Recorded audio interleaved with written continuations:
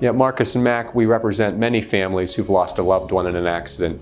We're always very sorry for that loss. It's a very traumatic experience, unexpected experience that unfortunately families have to go through.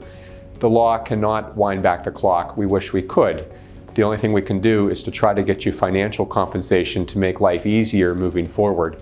Pennsylvania recognizes two different types of actions where there's a death. One action is called a wrongful death action, and that is brought by the surviving family members, the spouse, children, or parents of the deceased, for their own losses, such as funeral expenses, their own loss of tutelage in society and comfort of the deceased. There's a second action is called a survival action.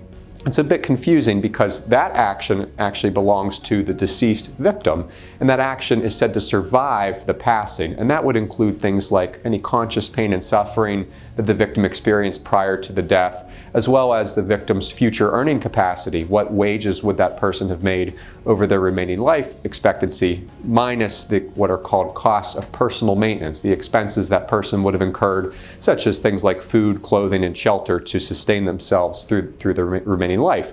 The wrongful death piece compensates the survivors. The survival action is the victim's action that ultimately belongs to the estate.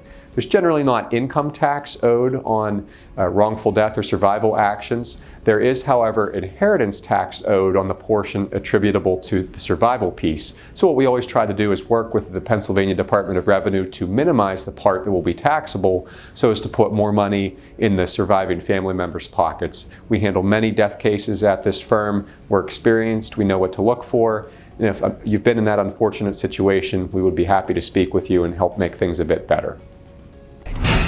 Call Marcus and Mack on the Hurt Line right now.